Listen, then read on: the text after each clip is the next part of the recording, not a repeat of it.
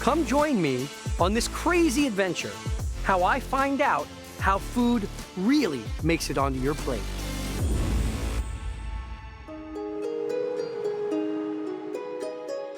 The Portuguese are a humble people who are proud of what they have. They know their country is special. It's a country of orange roofs and glowing white walls, of narrow, windy streets, of rock tiles and cobblestones and sometimes dirt, with fields of cork and olives and pine, and stunning beaches with titanic waves right next to traditional boats, fishing as they have for thousands of years. We are in Cascais at Fortaleza do Guincho, the first Michelin-starred restaurant in Lisbon, where chef Gil Fernandez has been at the helm since the impressive age of 28. Born just up the coast, he traveled around the world working in some of the best restaurants only to return home.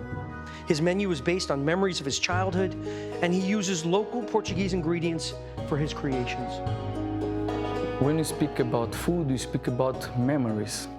You speak about feelings, emotions, legacy. Because Portuguese cuisine is 900 years of history, fishing, hunting, and gathering. Poor people have to eat what they have only. So that's why in our menu we call it memories. Because every dish has one memory which connects all the dish.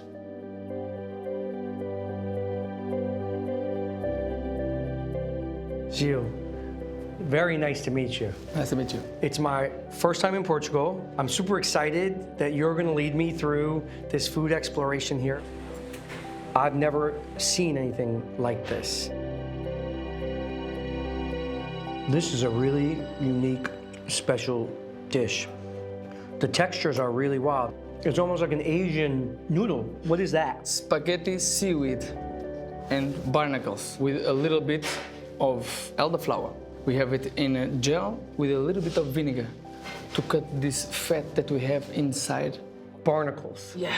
I've never eaten barnacles. How do you get these? So it's next to the rocks in a low tide.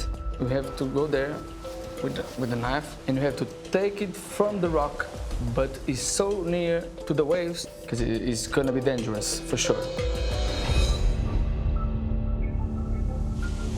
You know, I nearly drowned in Sardinia with waves trying to get something off of rocks. So I'm not super excited about it, but it tastes delicious, so we'll see what we can do. Okay, what's the next dish? The next dish will be sardines. Sardines are an important ingredient in Portuguese food. Everybody eats it, grilled and with bell peppers. Filled with Algarve, south of Portugal, salads. Traditionally in Portugal, we grill the sardines and you put it on top of the bread. So all this juice is coming out of the sardines into the bread. Soaks into the bread. Exactly. There's no fishy flavor in here. It's very fresh. Oh man, this makes me excited to go out and harvest this stuff. Super unique, delicious. Okay, I'm ready for the next one. The stew from my mother. That's the memory of the dish. She did squid and fish stew.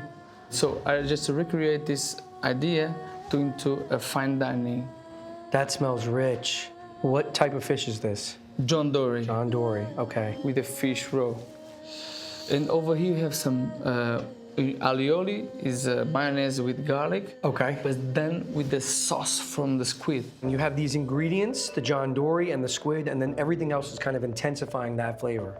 All right, let me try this.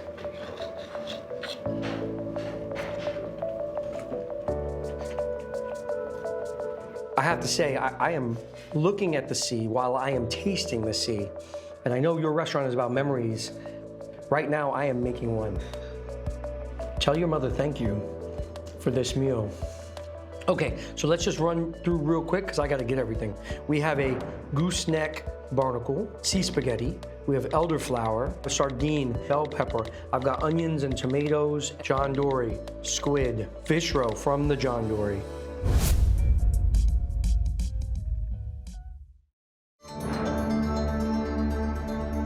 This is the place where the age of exploration was born. Looking out onto the horizon, I can feel its history, and I am thrilled at the chance to discover Portugal. I'm headed up north to Figueira de Foz to try my luck at collecting polypses, otherwise known as goose-neck barnacles.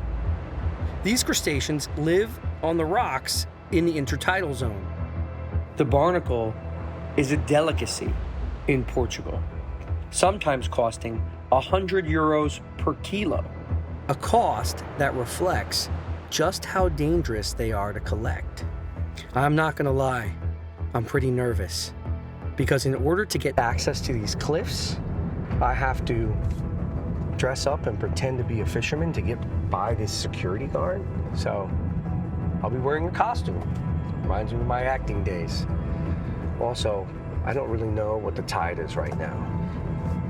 High tide is deadly. Medium tide isn't so pretty either. Fingers crossed, it's low tide and I can just walk out there and harvest.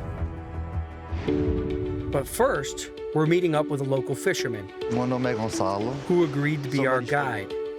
He's been fishing these treacherous waters for decades. Hopefully, he can keep me safe. Lapas, moriés e percebes.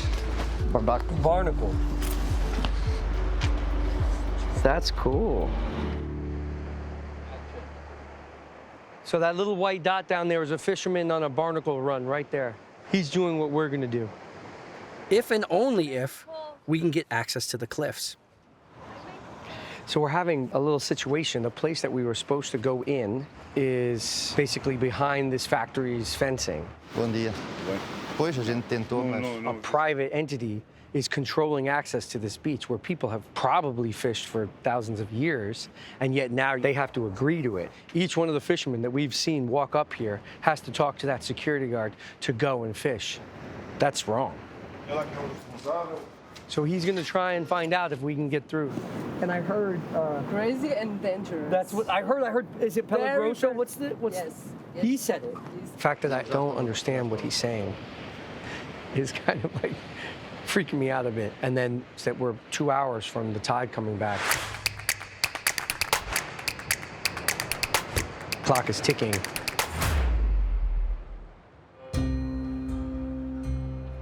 I'm here at the University of Coimbra, which is one of the oldest universities in the world. It has been running continuously since the 11th century. One of the first people I visited upon arriving in Portugal was renowned art history professor Guida Candido. She's been studying medieval art to understand the eating habits of her people and to uncover the origins of Portuguese cuisine.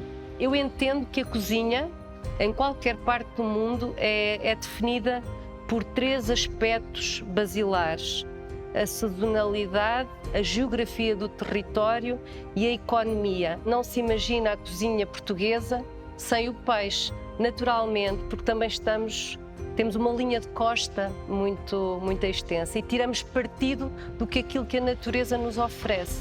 Due to Portugal's long coastline, fish was just naturally consumed, but it also corresponded to the prescriptions of the Catholic Church, the obligation to eat fish on Friday.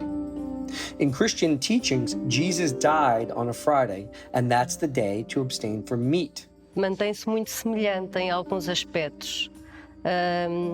Na Idade Média, a alimentação assentava, de uma forma geral, em 3 alimentos: o pão, o vinho e a carne.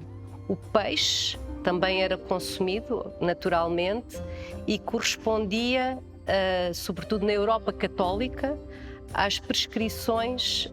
And one food that adhered to the wishes of the Catholic Church was goose-neck barnacles. They were thought to be neither flesh nor born of flesh, so they could be eaten on days when eating meat was forbidden. Now, if we can only get permission to collect them. Luckily, we brought Guida to help. There she is. Sim, obrigada. Obrigada, Paulo. Sim, muito bom dia. apanhador percebam. She's been trying to get a hold of this company the whole time and hasn't been able to until just now. It seems to be going well. Are we going down? Are we going through? I explained to the boss. Yep. that the beach Yep. is more dangerous, So that's why they're letting us but here. we have to Let's go. sign, okay? Amazing. Obrigado. I don't know what I'm getting excited about. It means I have to go down there into the water, which is crazy.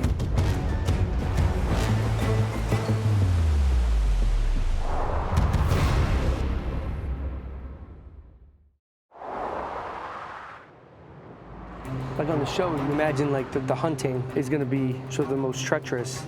But fishing is the most dangerous occupation in the world. 25,000 people die a year. The drama around whether we're going to do it or not, I sort of stopped thinking about how freaking scary it looks. But now it's settling back in.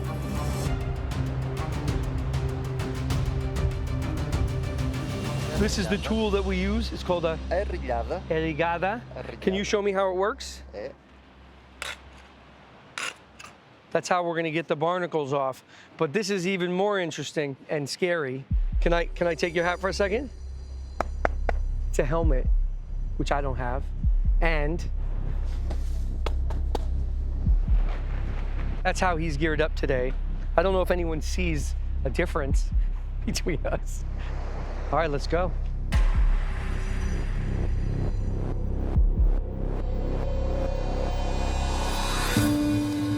So initially, when I saw the gate, I was like, how dare they stop people from accessing the beach?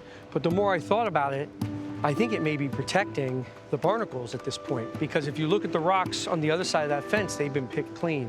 But over here, there's tons. You can see them. It's on these rocks over here. It's time to go down there. It's been 2 hours since we started, and he just looked at this water and said that it was dangerous. So here we go.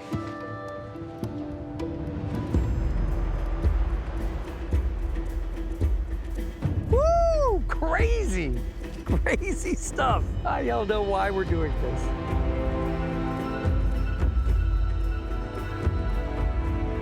They brought flippers with them too, because you can also swim and pull these things off the rocks. You actually don't even need that tool that they made.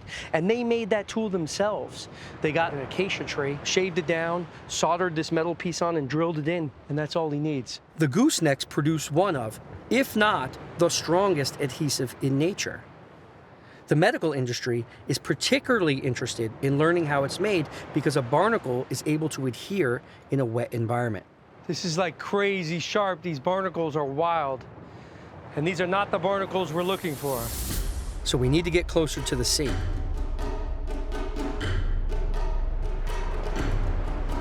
It immediately got hairy when I got out there. I was like, la da da. I stood up on the top of a rock and he went, pelagroso mal. And he grabbed me and pulled me down and the wave went boom. But it taught me a lesson to stay behind the rocks and listen to these guys the whole time. That was insane. The tide is definitely coming in. I mean, we stood on the top of this rock. They said there are some big ones right there, and immediately a wave went boosh.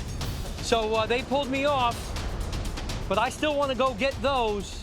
And I think if we time it just right, we can. So we went back into the lion's den. This is one of those moments on the show where you're like, how did I get myself into this? But people do this to feed us.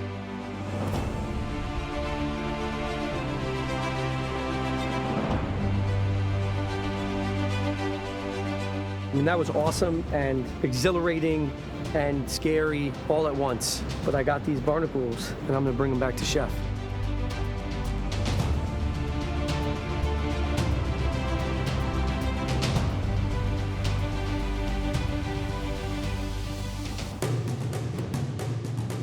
So we got a ton of them.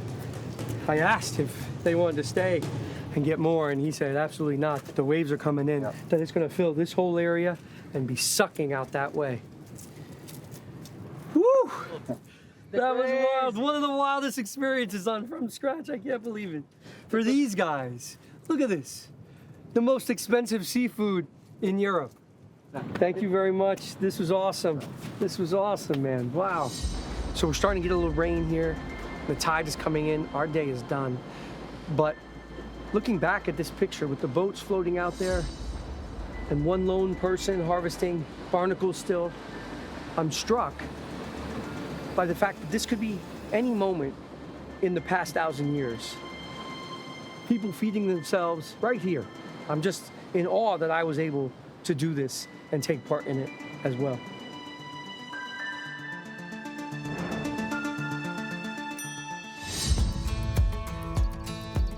We're on the outskirts of the Lisbon province. We're headed to a small beachside town called Fontanelos to meet Fernanda Botella, an expert in local fauna who's going to help us forage for chef. And a lot of these plants you cannot find in a supermarket. Fernanda, bom dia. Bom dia. I know we're getting wild leeks. Chef told her other stuff. He didn't tell me, so it's gonna be a surprise for all of us.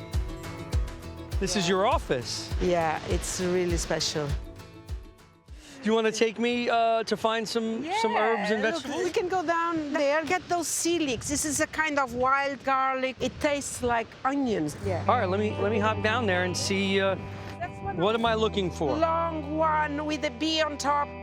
That? That, yeah. Oh, it's super pretty. Yeah. And how low do I go? Get the whole thing. There is fine, yeah. Okay. Aha. Smells like onion. Like onion, like garlic. Anything that smells like garlic or onion, you can eat. Yeah. It's pungent. It's pungent. You can eat the flowers, the seeds, the stems, anything.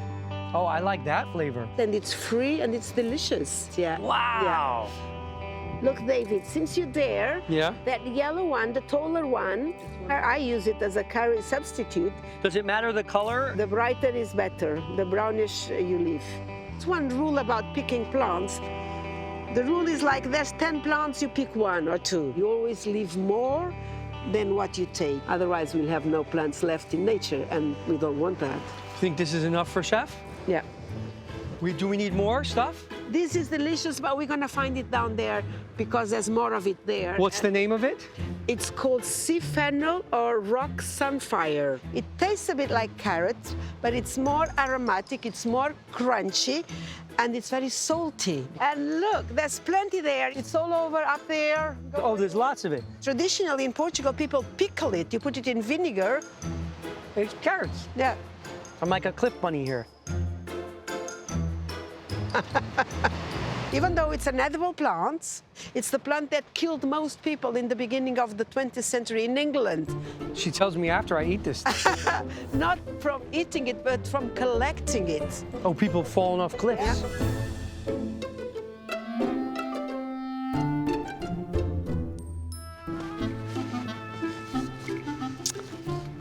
Aha! Look, before we go into the car, I think we should take some of this. It's called sea fig. Sea fig. It looks like a liquid fig, and it's very hydrating if you can drink that. It tastes figgy. It tastes figgy, doesn't it? Yeah. This isn't on the menu. Let's bring some back to him and see if he can make something out of it. You could do a dessert, right? Yeah. You can do sauces for meats. You can do many things with it. Spending time with Fernanda was an enlightening experience. She reminded me that many of the elements we find in our medicines, flavors, and everyday conveniences at the grocery store have their roots in the wild world around us.